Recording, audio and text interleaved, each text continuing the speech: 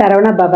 உருவாய் அருவாய் உளதாய் இளதாய் மறுவாய் மலராய் மணியாய் ஒளியாய் கருவாய் உயிராய் கதியாய் விதியாய் குருவாய் வருவாய் அருள்வாய் குகனே. நண்பர்கள் அனைவருக்கும் வணக்கம். நான் ஆர்கே சுரலட்சுமி பேசுகிறேன்.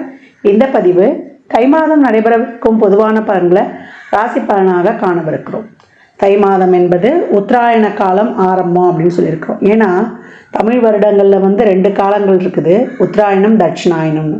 மகரத்திலிருந்து மிதுனம் வரை உள்ள 6 மாதங்கள் உத்தராயண காலம்னும், கடகத்திலிருந்து தனுசு வரைக்கும் உள்ள மாதங்களை தட்சிணாயன காலம் அப்படின்னு சொல்லுவோம். இந்த உத்தராயண காலம் தேவர்களின் பகல் பொழுது. இதில் நிறைய சுபகாரியங்களை செய்யலாம். தை பிறந்தால் வழி பறக்கும். என்ன பண்ணுவாங்க, விவசாயம்லாம் நல்ல விதையெல்லாம் நம்மளுக்கு விதைத்து நம்மளுக்கு இந்த காலகட்டம் நிறைய சூரிய பகவானுக்கு, ஏன்னா உழைப்புக்கு அவர் தானே விவசாயம் செழிக்கிறதுக்கு. விவசாயிகள் செழித்தாதான் நம்மளும் செழிப்பாக வாழ முடியும். அந்த மாதிரி உழவுக்கு வந்தனம் செய்வோம் அப்படின்னு சொல்லுவோம். உழவுக்கும் தொழிலுக்கும் வந்தனம் செய்வோம். உழவு சிறக்குது, விவசாயம் சிறந்தால் நாட்டில் எல்லாமே செழிக்கும். இந்த மாதம் தான் நம்மளுக்கு தைப்பூசம், அதே போல் தை அமாவாசை ரொம்ப விசேஷமான நாட்கள். இந்த 2 வழிபாடு எப்படி பண்ணலான்றதையும் பார்க்கலாம். ஏன்னா 3 அமாவாசையில் ஆடி அமாவாசை, தை அமாவாசை, மகாலய அமாவாசை. மாதம் நம்ம அமாவாசை முன்னோர்கள் நீத்தார் கடமையை செய்யல, முன்னோர்களை வழங்கலனாலும் இந்த நாட்களில் வழங்குவது நம்மளுக்கு அதிகப்படியான நன்மையை தரும் அப்படின்னு இருக்காங்க.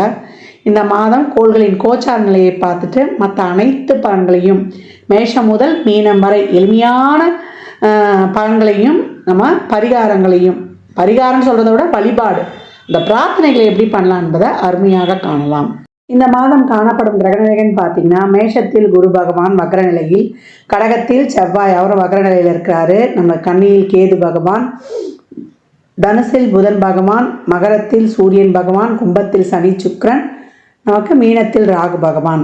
இந்த மாதம் புதன் தை 11ஆம் தேதி அவர் மகரத்துக்கு போவார். அவரே 29ஆம் தேதி நமக்கு கும்பத்திற்கு போயிடுவார். சுக்கிரன் தை 15ஆம் தேதி மீனத்திற்கு சென்று உச்சமடைகிறார்.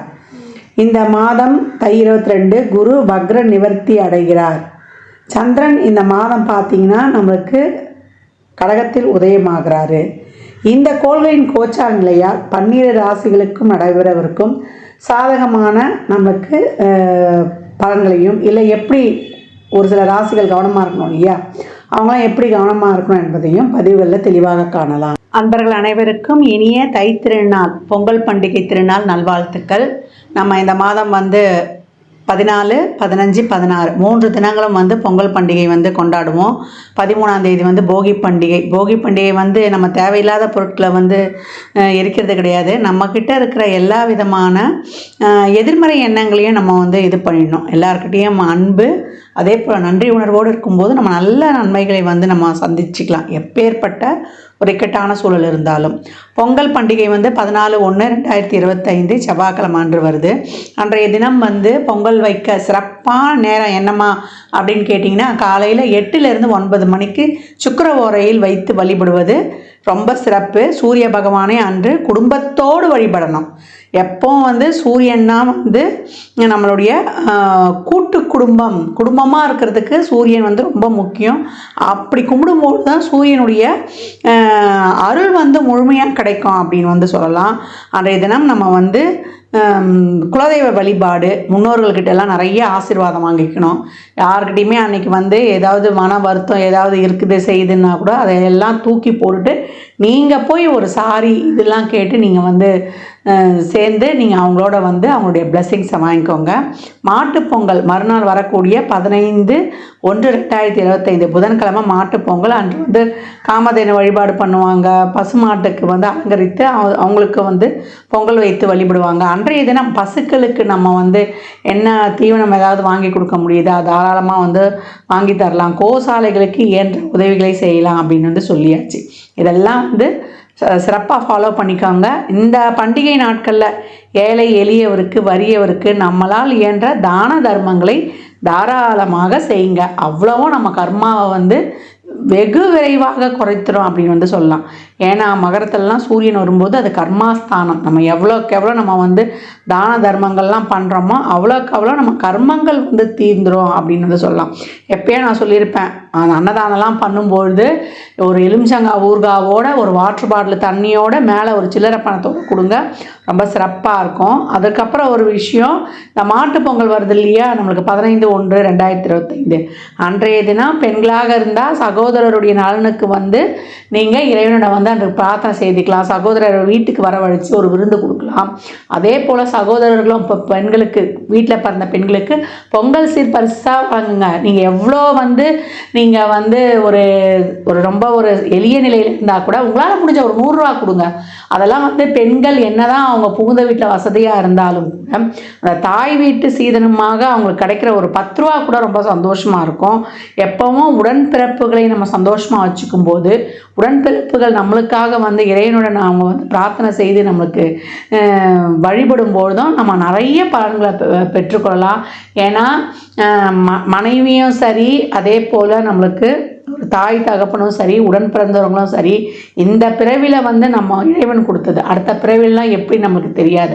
அதனால் எந்த காலத்துலேயுமே உறவுகளை பேணி காப்பது ரொம்ப சிறப்பு. உறவுகளை எந்த அளவுக்கு வந்து நம்ம பேணி காக்கிறோமோ அந்த அளவுக்கு நம்மளுக்கு தொழிலும் சிறக்கும், நம்மளுக்கு வந்து உடல் ஆரோக்கியமும் ரொம்ப சிறப்பாக இருக்கும். ஏன்னா காலச்சக்கரத்தின் 4ஆம் இடமே அதான். அங்கேருந்து நேராக சந்திரன் 10 தான் பார்ப்பார். என்றைக்குமே நம்மளுக்கு என்ன தான் பணம் சம்பாதிச்சாலும் நம்ம ஒரு வாழ்க்கைக்கு தேவையானது, நான் நிறைய பதவிகளை இப்போ தான் சொல்லிட்டு வரேன்.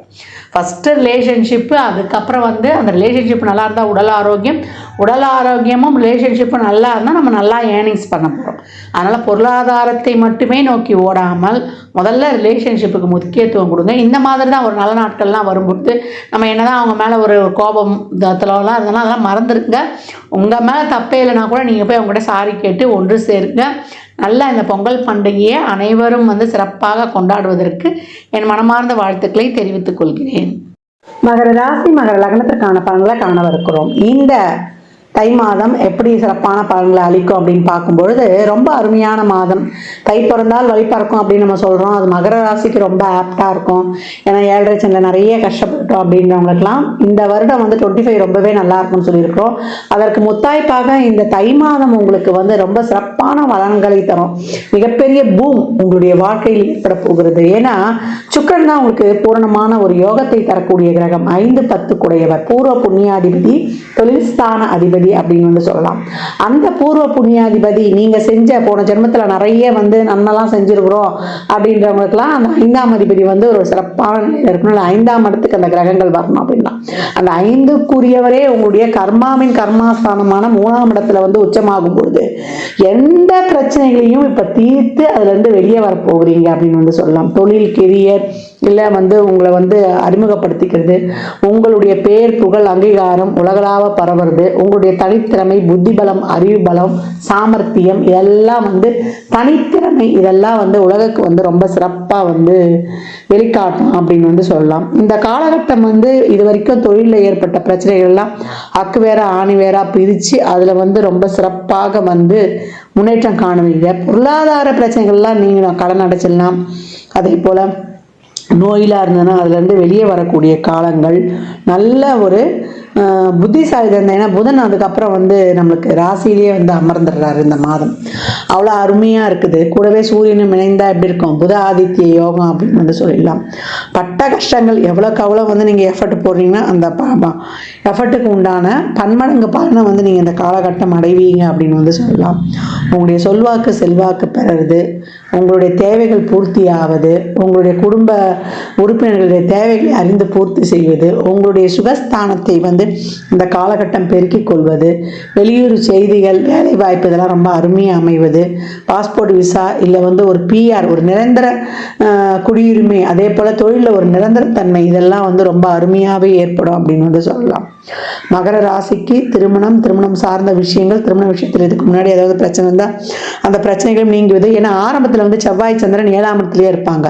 அப்போ மனதுக்கு விரும்பிய கருத்துறோம் அம்மா வழியில் முடிஞ்சுது அப்படின்னு சொல்லி கூடிய ஒரு தூரத்தை சொந்தமாக அப்படி முடிஞ்சுதுன்னு சொல்லக்கூடிய ஒரு செய்தி தாய் வழி சொத்துக்கள் இதெல்லாம் வந்து ரொம்ப சிறப்பாக கிடைக்கும் அப்படின்னு வந்து சொல்லலாம். தாயால் அனுகூலம்.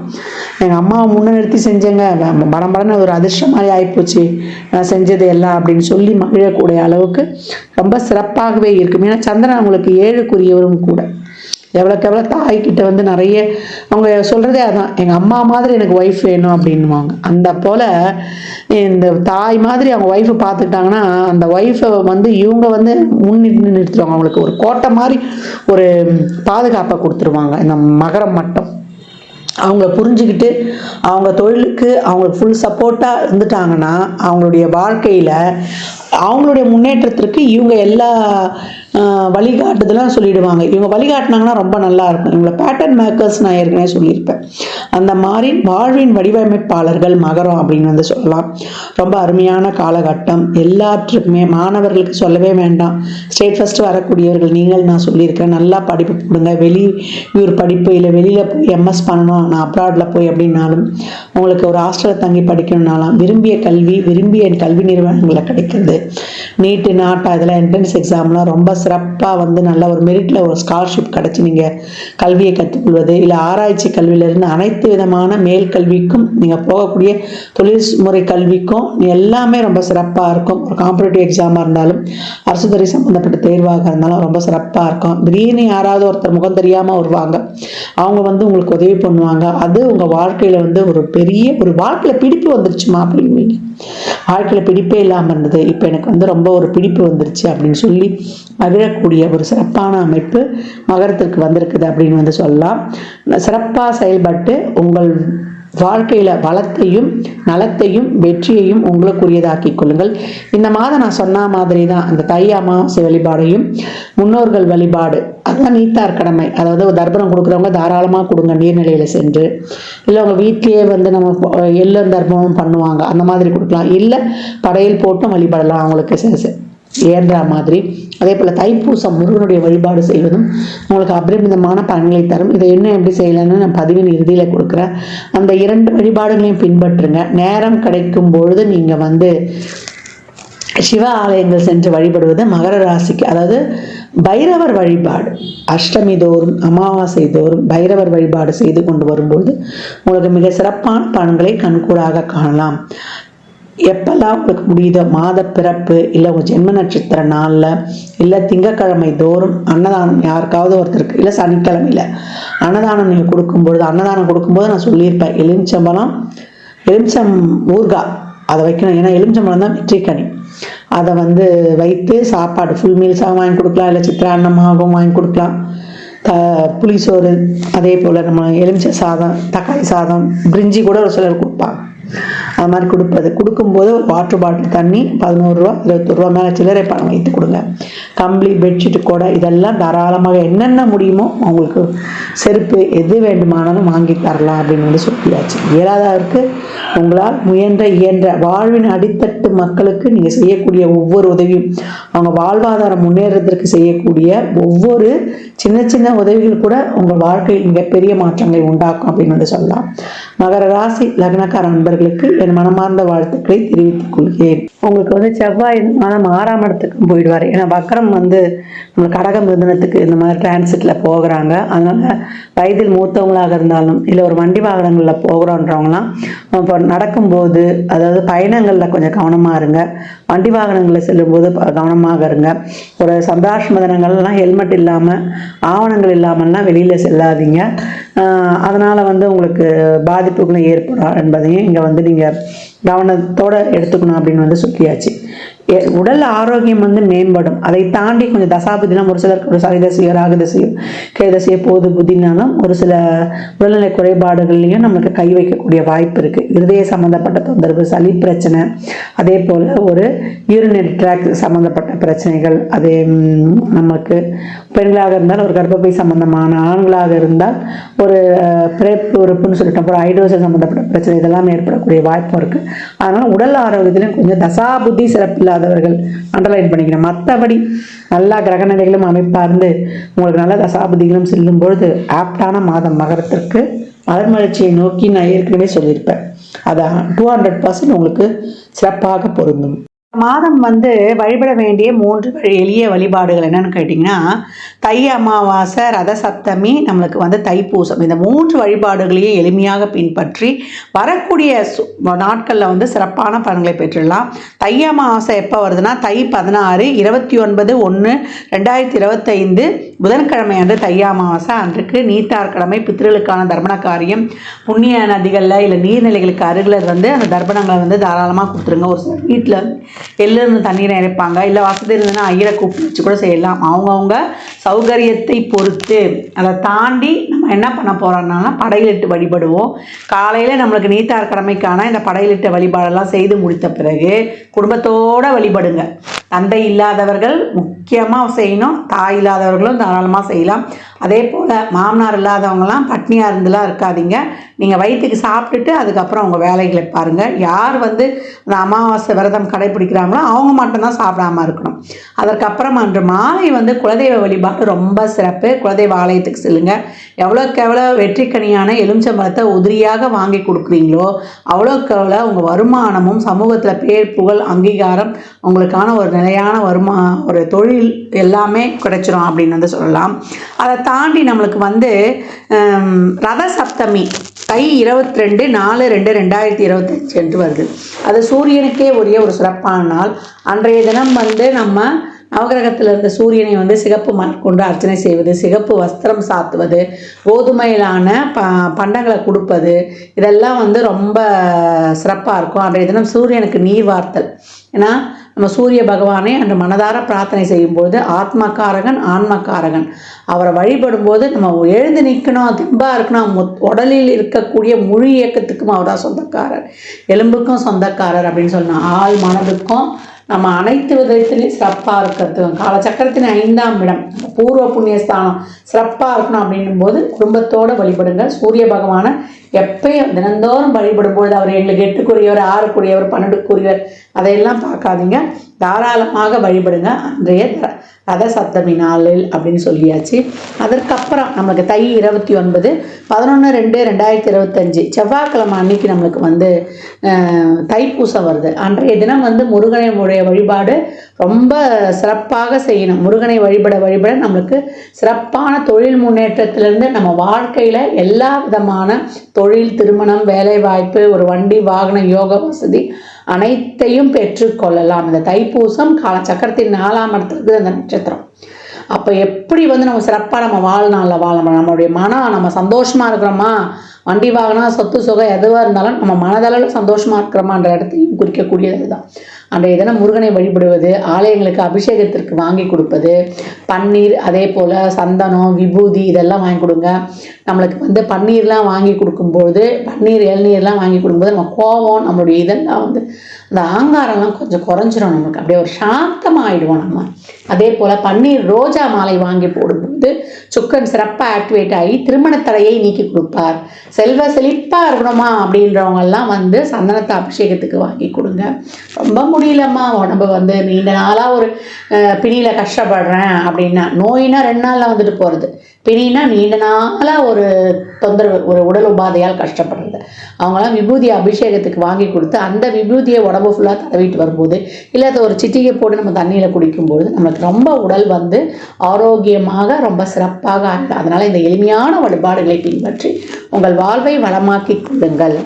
மற்றும் ஒரு சிறப்பான பதிவில் சந்திக்கும் வரை தங்களிடமிருந்து விடைபெற்றுக் கொள்வது ஆதித்ய சுரலட்சுமி.